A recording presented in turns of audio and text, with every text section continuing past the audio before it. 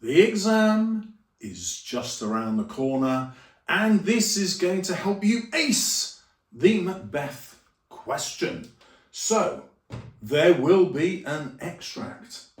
You only need 2 quotes from the extract. You can have more. If you find them, you can write about them. But 2 is enough to satisfy the exam board.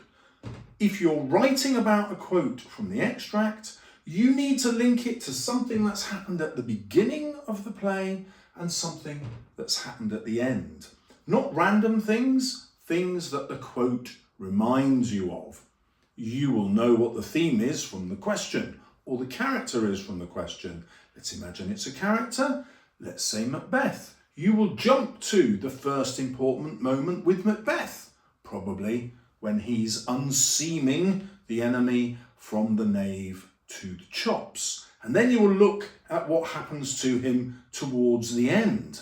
His nihilism when Lady Macbeth has died, and he talks about tomorrow and tomorrow and tomorrow creeping in this petty pace, as though life has now got no meaning. It is a tale told by an idiot, full of sound and fury, signifying nothing. So you can clearly see his journey. That trick shows the examiner you dealt with the whole of the text. The same will work if it is a theme. Let's imagine the theme is violence. Well, great, we'll start with that same unseeming quote, and then we will jump ahead to the slaughtering of Macduff's innocent family. And then we can jump further ahead to the final showdown with Macduff, and how Macbeth would rather die by violence than live as an exhibit.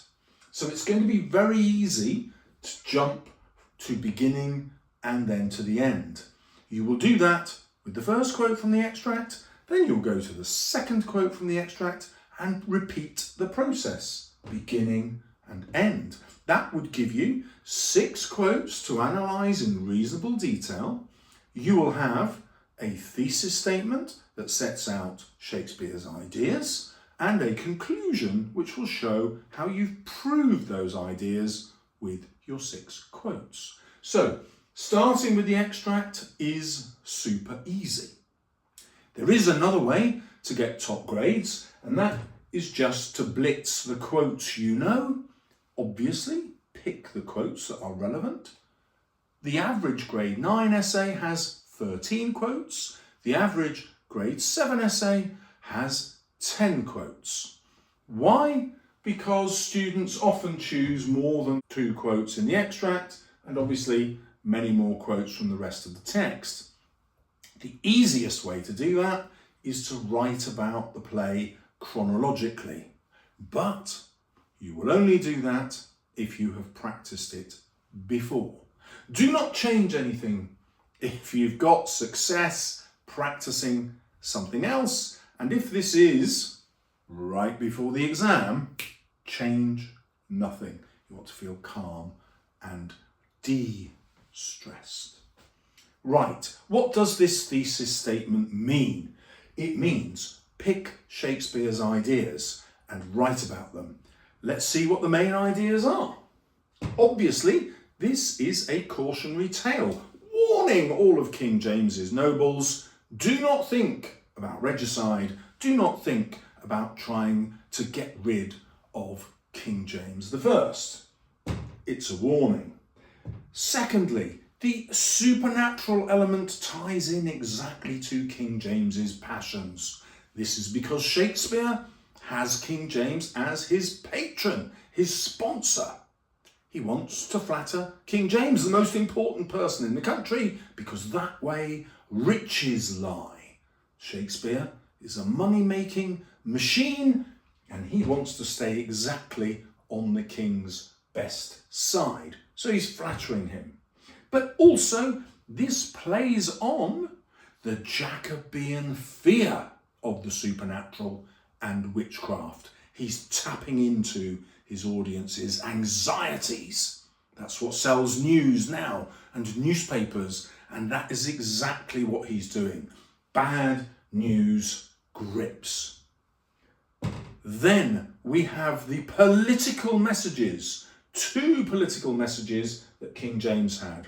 Number 1, the divine right of kings. Kings, King James, are appointed by God, and therefore to challenge the king is to challenge God. To challenge the king is therefore proof of your evil intent. Has the supernatural influenced you towards evil? Next, the great chain of being.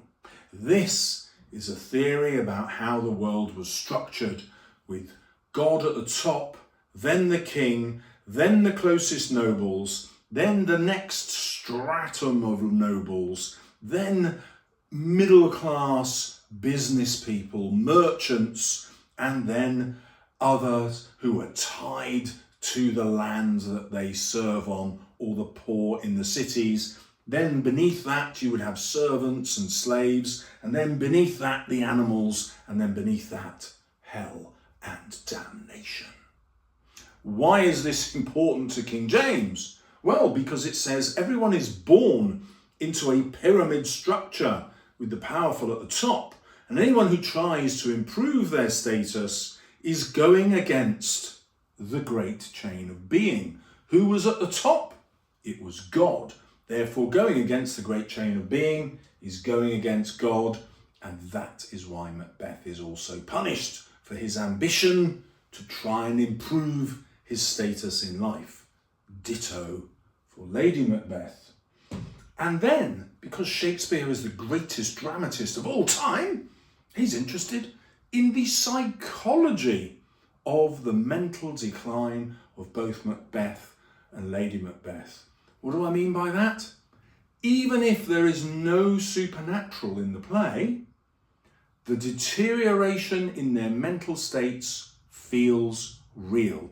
Guilt could actually do this to real people, and therefore exploring that psychology makes the characters fascinating.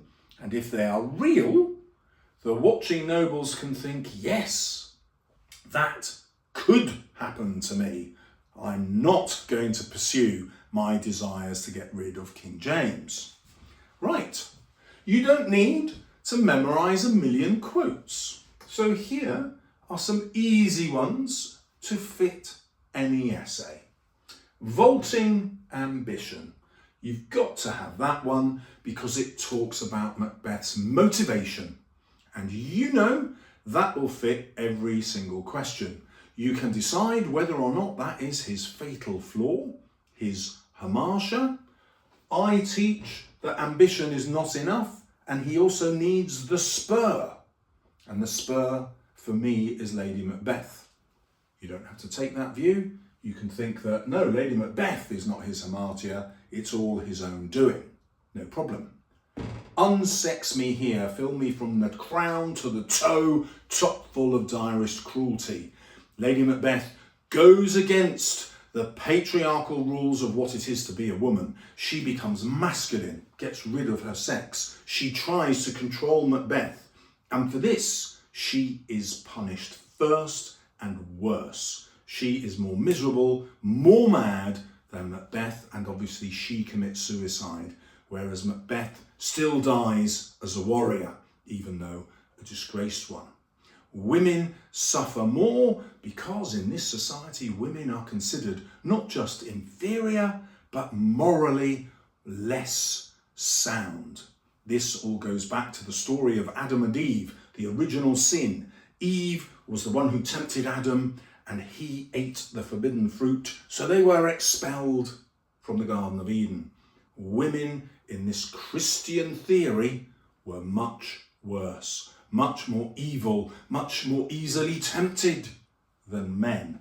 So you can read Lady Macbeth as proof that this is the case, or you can say, no, Shakespeare wanted us to have some sympathy because she can't get status any other way, and therefore she turns to giving her husband status, because that is her only avenue. You decide, examiners don't mind which way you go. Look like the innocent flower, she says, but be the serpent under it.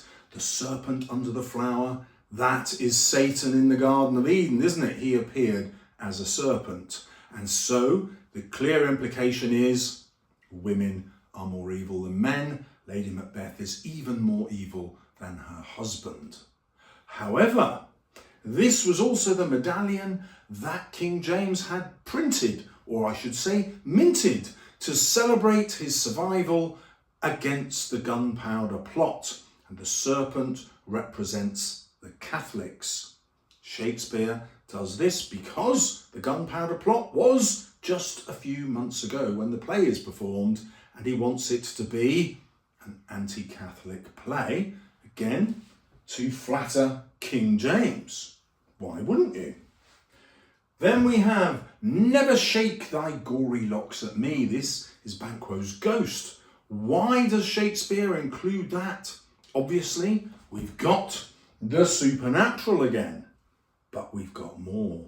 Banquo's ghost is proof that Macbeth could have got away with this. He could have got away with this murder.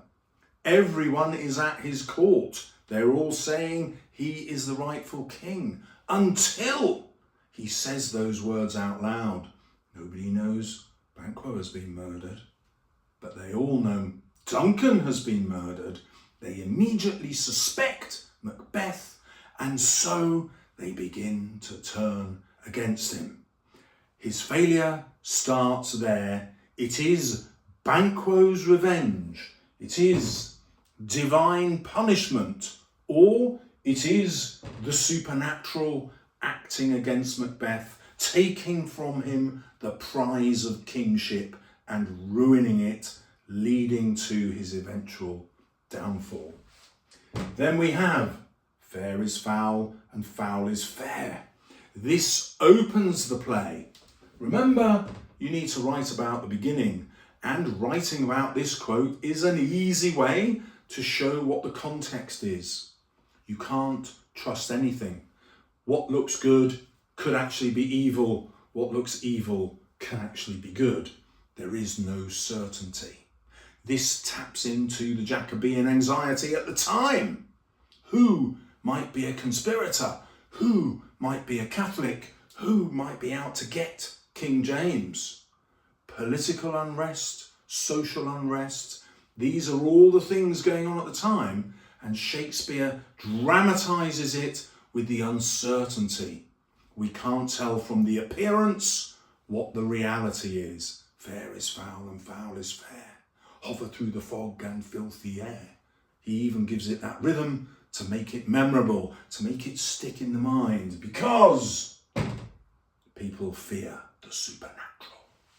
Then we have the horrid image that doth unfix Macbeth's hair. This happens after the witches have given him his prophecy that he shall be king hereafter. Why does he immediately think of murder? Well, because it is within him. The witches haven't told him he needs to murder Duncan. This evil is inside Macbeth. That is the point of this soliloquy. Macbeth tries to fight it. That's why he asks the question, why am I seeing this? But he gives into his own ambition and bloodlust. That's why when he goes back to see the witches later in the play, they're waiting for him and they say, by the pricking of my thumbs, something wicked this way comes. Macbeth. They're not as wicked as he is, and that's why they can pick him out. Why are they not as wicked? Because they never force Macbeth to do anything. They just foresee the future and tell him, that's it. The supernatural may not be as evil as we think. A very subtle point, which Shakespeare wouldn't make directly because King James is convinced in the power of the witches, but because there is a psychological portrait going on, he also wants to leave open the possibility that they have just exposed the evil which is already inside Macbeth. Then we have out damned a spot, Lady Macbeth's guilt manifesting. It is ironic that there is only one spot left on her hand and yet not being able to get rid of that shows that her guilt will never leave her. This contrasts with Macbeth, whose hands were so bloody at the start that he imagined great Neptune's oceans could never wash them clean. What's happened now, though? Doesn't feel guilty at all, does he? He has responded to his emotions by simply going out and killing loads more people, including Banquo and Macduff's family. He does not suffer from guilt until he meets Macduff and says, "My soul is too much charged with blood of thine already." And ironically, the person he feels guilty about is the one who kills him. So we could say both Lady Macbeth and Macbeth are divinely punished and killed through their guilt. A lovely little parallel. Then we have that soliloquy. Life is but a walking shadow, a poor player that struts its hour upon the stage. He's looking at himself as an imposter. A poor player would be somebody who was the understudy, not the main actor, but the reserve. And what's he saying? I was the reserve king, I wasn't the real thing. I was the shadow, the understudy. The shadow also means life is meaningless. It looked bright when I was a king, but actually it was nothing. Life is a tale told by an idiot, full of sound and fury and signifying nothing. We could have that in any essay about any theme. Then we finish with the dead butcher and his fiend-like queen. What has happened to Macbeth now is he was at the top of the great chain of being, but because he got there falsely, he has now descended below all the ranks. He is now a butcher. And Lady Macbeth has descended even further. She is no longer even human. She is a fiend. This again is divine punishment, and it reminds everybody of the great chain of being again, the status quo with a king at the top. Well, how will this link to ambition? Easily, you've seen us do it, and that will be part of Shakespeare's ideas. The divine right of kings and the great chain of being, they are warnings against ambition. The cautionary tale, a warning against the noble's ambition. We've covered the supernatural many times. I've given you this beautiful little parallel bit of guilt that kills both Macbeth and Lady Macbeth and ruins their mental state throughout the play. They both hallucinate. She sleepwalks, he sees the imaginary dagger, he imagines a voice has cried, "Sleep no more." Macbeth had murdered sleep. He can't believe that Banquo's ghost has suddenly appeared and no one else can see it. Hallucinations replace or signify guilt. Then we have appearance and reality. Fair is foul and foul is fair. Everything that Macbeth thought he would enjoy, he cannot. What he thought was going to be wonderful, kingship, has turned to torture and nihilism again, which we had with Life is but a walking shadow, etc. Then fate and free will. This is the final theme. What did Macbeth do? He acted out of free will. He chose to pursue his fate. But this is the point of the play. If he had just waited and done nothing, he would have become king anyway. That's what fate means. Banquo, who is the counterpoint, the contrast to Macbeth, he waited. The witches promised him that his sons would be kings, and that is what's going to happen at the end of the play. How do we know that? Because the audience believes that King James was descended from Banquo. And so King James is proof that the witches' prophecies were correct, and also proof that ultimately the witches don't cause evil directly. They just act on the hamasha, the weakness of those who will listen to them, which brings us back to the cautionary tale.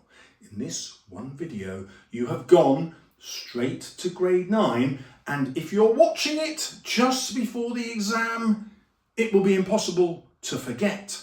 Go into the exam with confidence, with vigour, with vim. Remember, writing is thinking. Just keep writing and new ideas will come to you. You can cross out any that were rubbish afterwards. Points make prizes. The more things that you explain about Shakespeare's ideas or the quotes, the higher your grade is going to be. And so, I will see you on the other side.